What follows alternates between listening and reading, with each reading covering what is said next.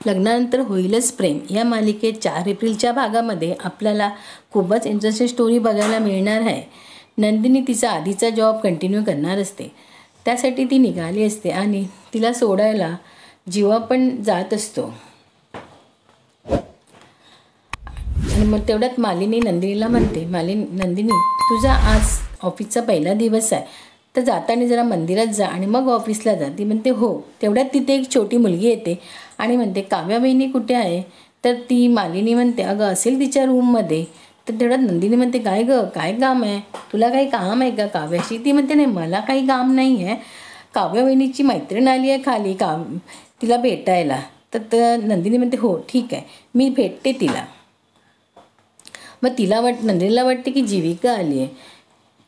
तर ती म्हणते हाय जीविका. ती म्हणते मी जीविका नाही, मी अनिशा. तर अनिशाला तेवढ्यात जीवा दिसतो. तर ती अनिशा जीवाला म्हणते हाय जीवा, कसा आहेस तू, तर काही कॉन्टॅक्टमध्येच नाही लग्नानंतर.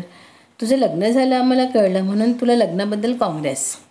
पण काव्या कुठे आहे, काव्याला बघायचं आहे मला लग्नानंतर, ती कशी दिसते ती. आणि हा फुलाचा गुच्छा पण मी तिच्यासाठीच आणला आहे, तुझ्यासाठी नाही का. तुला माहिती आहे ना काव्याला फुलं किती आवडतात ते. तर हे नंदिनी सर्व ऐकत असते. ती मनात म्हणते ही तर काव्याची मैत्रीण आहे, मग ही जीवाला कशी काय ओळखते. तर ती शांत बसते. जीवा अनिशाला खुणवत असतो, पण अनिशाला काहीच कळत नाही, ती बोलतच असते. तेवढ्यात अनिशा मालिनीकडे बघत म्हणते हो काकू, तुमचा मुलगा तर खूपच सॉलिड आहे, गेला भावाच्या लग्नाला आणि स्वतःचंच लग्न करून आला. अरे वा अरे वा. तेवढ्यात जीवाला पाच दादा येताना दिसतो. तो अनिशाची ओळख पाच दादाशी करून देतो. हा माझा पाच दादा, याच्याशी लग्न झालं आहे काव्याचं. हे ऐकून तिला खूप धक्काच बसतो. हे काय. तेवढ्यात तिथे काव्या येते. काव्या म्हणते अरे काव्या अनिशाला बघून म्हणते हाय अनु, तू कशी काय अचानक आली. ती म्हणते मी तुला सरप्राईज द्यायला आली आहे. अनिशा म्हणते काव्या मी हे काय ऐकते.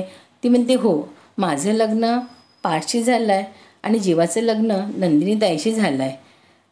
ती हे सगळं ऐकून ती धक्का बसते आणि ती शांतच बसते. हे काय झालं आहे. तेवढ्यात वसू आत्या म्हणते काय गं, तू काव्याची मैत्रीण ना, मग तू जीवाला कशी काय ओळखते. तेवढ्यात काव्या म्हणते हो आम्ही कॉलेजला भेटलो. हो. तेवढ्यात ती अनिशा म्हणते हो आम्ही संगीत कॉलेजला भेटलो. तेवढ्यात नंतर काव्या म्हणते हो ती ना नंदिनीताईच्या लग्नाच्या संगीतला आली होती ना, म्हणून जीवाची आणि तिची ओळख झाली असं. मग हे सगळं ऐकून नंदिनीला बरं वाटते की अशी ओळख आहे का जीवाची, तर ठीक आहे. मग नंतर तेवढ्यात पाच त्याच्या ऑफिसला जायला निघतो आणि नंदिनी पण जीवाला म्हणते आपल्याला पण ऑफिस निघायचं आहे ना. जीवा म्हणते हो आपण पण निघूया. मग नंदिनी आणि जीवा तिथून निघतात आणि नंदिनी म्हणते काव्या मी निघते तुम्ही गप्पा मारा छान. तर तेवढ्यात काव्या म्हणते मालिनीला की मी माझ्या रूममध्ये जाऊ का गप्पा मारायला. ती म्हणते मालिनी म्हणते हो जा तुम्ही तुमच्या रूममध्ये, मी तुमचा नाश्ता पण रूममध्येच पाठवते. तर तेवढ्यात त्या दोघी रूममध्ये जायला निघतात. तेवढ्यात रम्याला आणि वसू आत्याला मोठा प्रश्न पडला असतो की हिला काहीतरी अनिशाला काहीतरी सांगायचं असते, पण काव्या काही सांगू देत नाही. आणि सांगू देत नाही हे जर आपल्याला कळलं काय तर आपल्याला बरं होईल. म्हणून ती काही तर कुठेतरी पाणी मुरतंय असं त्यांना वाटते. म्हणून हे सगळं ऐकण्यासाठी रम्या म्हणते मी त्यांच्या रूममध्ये जाते. मग रम्या त्यांच्या रूममध्ये जाते आणि ऐकत असते, पण तिला काहीच ऐकायला येत नाही त्या दोघी काय बोलतात ते. तर मग अनिशाला काव्या सगळं सांगत असते की असं सगळं झालं आहे. मग हे सगळं ऐकून अनिशाला खूप धक्का बसतो. मग हे कसं काय, हे तू आता पुढे काय करणार आहे, हे कसं काय तू शक्य करणार आहे, तू हे लग्न ॲक्सेप्ट करणार आहे का. मला माहीत आहे तुला हे लग्न शक्यच नाही ॲक्सेप्ट करणं. हो गं मलाही माहिती आहे, पण मी काय करू मला ते काही कळतच नाही आहे. आता काय करू, मग आता तू पुढे काय करणार आहे. मग अनिशा म्हणते काव्याला तू पहिले एक काम कर, तू पहिले जीवाला नंदिनीताईला घटस्फोट द्यायला सांग, तरच पुढे काहीतरी होऊ शकते. ती म्हणते अगं पण काव्या म्हणते अनिशाला, अगं जीवा तर असा वागतोय ना जसं काही तुम्हाला काही ओळखतच नाही, काही ओळखच दाखवत नाही घरात.